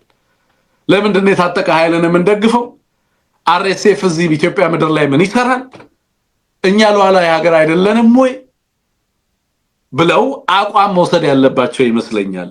ይሄ ሀገርን ከጥቃት የሚያድን ይመስለኛል። በረጅም ጊዜ ውጤቱም ጤናማ ውጤት ያመጣል። በሁለቱ ሀገራት መካከልም መተማመን እንዲኖር ወደፊትም ሊረዳ ይችላል ብዬ ስለማስብ ነው። ኤኒዌይ አንሙት ይሄንን ካልን በኋላ ታደሰ ወረዳ አንድ ፕሮግራም ላይ ሪዮት ላይ ቀርቦ እንደነበረኛ ላይቭ እያለን ሰምቻለሁ። ምን እንዳነሳ እንግዲህ አልሰማንም። ምናልባት በኋላ ላይ ፕሮግራም ልንሰራበት እንችላለን። የሚያነሳቸውን ነገሮች ግን የሱ ተርም በሚቀጥሉት 2 እና 3 ቀናቶች ሊያበቃ የሚችልበት በ23 ዓርብ ዕለት ሰላማዊ ስልጣን ሽግግር እንዲያደርግ ተጠይቋል የሚል ነገር ነው። ከባድ ጫናዎችን ለማድረግ አብይ አህመድ ሞክሯል። አሁን ባለኝ መሰረት ማታ ላይ ማምሻውን በተለይ አብይ አህመድ ህዋትን ለማግኘት ጥረት እያደረገ እንዳለ ነው ማለት ኦብቪየስሊ ታደሰ ወረደ እንዳበቃ ገብቶታል። ስለዚህ ምን ሊያደርግ ይችላል በቀጣይ ለመነጋገር ጥረት እያደረገ እንዳለ እየሰማው ነው ያለው። ታንሙት ያላደረገው ጫና የለም ታደሰን ለማስቀጠል ግን ያ ነገር የተሳካ አይደለም። ሙሉ ለሙሉ ታደሰም የማስረከብ እድሉ ከፍተኛ ነው። እኔ ፍራይዴ ላይ አይ ቲንክ ያንን የሚያደርግ ይመስለኛል ብዬ አስባለሁ። ታደሰ ግን አሁን አብይ አህመድ እንዴት ሪአክት ያደርጋል የሚለው ላይ ነው። ትላንትና አንሙት ያነሳው ነገር አለ። አንሙት ያነሳው ላይ ኦፍ ኮርስ እንደዚህ አይነት ነገር ሲመጣ እንግዲህ አብይ የላከውን ኢንትሪም አድሚኒስትሬሽን ሙሉ ለሙሉ የሚያፈርሰው ከሆነና ህዋት ወደ ነበረበት ቁመና የሚመለስ ከሆነ እስካሌት ያደርጋል፣ ይሄ ወደ ጦርነት ሊያመራ ይችላል የሚል ነገር ነው አንሙት ያነሳው። እኔ ደግሞ በጭራሽ አብይ አህመድ ከምርጫው በፊት ጦርነት ያደርጋል ወይንም እስካሌት ያደርጋል የሚል እምነት የለኝም። ምንም ነገር አድፍጦ ምርጫው ምክንያቱም ምርጫው የመኖርና ያለመኖር ጉዳይ ነው ለዚህ አገዛዝ ከዛ በፊት እያንዳንዱን ነገር ዲሌይ ነው የሚያደርገው አክሰፕት ነው የሚያደርገው ለመነጋገር ጥረት ያደርጋል እስከ ምርጫው ድረስ ምክንያቱም በዋናነት ከምርጫው የሚመጣው ቅቡልነት ኢንተርናሽናል ሌጂቲሜሲ ማተር ያደርጋል ብሎ ስለሚያስብ ከዛ በፊት ማሲቭ ወደ ሆነ ስካሌሽን ውስጥ አይገባም ነው የኔ እምነት አንሙት ሐሳብ ስጥበት እንግዲህ ሴናሪዮቹን በተመለከተ ብዙ ነገሮች ተብለዋል አሁን ለመናገር አዲሱ ዴቨሎፕመንት ለኔ ምንድነው ትናንትናም የቲፒኤልኤፍ ቃል አቀባይ ለቢቢሲ የሰጠውን መግለጫ መረጃ ያነበብኩ ነው የነበረው በፌደራል መንግስትና በትግራይ መካከል ያለው ግንኙነት ተበጥሷል በሚል ገልጾታል የፕሪቶሪያ ስምምነት ስለፈረሰ ጊዜያዊ አስተዳደሩን ፈርሷል በሚል ገልጾታል ቅድም አንተ ስትል እንደነበረው ታደሰ ወረደ ከትግራይ ከቲፒኤልኤፍ ጋር ቢስማማ የትኛውንም አይነት ስምምነት ቢያደርግ የትግራይ ጊዜያዊ አስተዳደር የሚባልን ኢንቲቲ ሊያስቀጥል የሚችል አይደለም ፕሪቶሪያ እንዴት ነው የፈረሰው ነው የሚለው ፕሪቶሪያ ፈረሰ የሚለው ቲፒኤልኤፍ ፌደራል መንግስቱ የታደሰን የስልጣን ዘመን የጊዜያዊ አስተዳደሩን ስልጣን ዘመን ሲያራዝም ህወሓትን ሳያስፈቅድ ሳያማክር ለብቻው ነው ይሄን ስላደረገ አፍርሶታል ስለፈረሰ ጊዜያዊ አስተዳደር የሚባል የለም ስለዚህ ግንኙነታችን ተበጥሷል በፈረሰ ፕሪቶሪያ የሚቀጥል ጊዜያዊ አስተዳደር የለም በሚል አስቀምጦታል ኦኬ ስለዚህ ምንድነው አሁን በሰላማዊና ዲሞክራሲያዊ መንገድ የታደሰ ወረደ አስተዳደር ስልጣን እንዲያስረክበን እንፈልጋለን እያሉ ነው ቲፒኤልኤፎች በዚያ መንገድ የማያደርግ ከሆነ ስህተት ነው የሚሆነው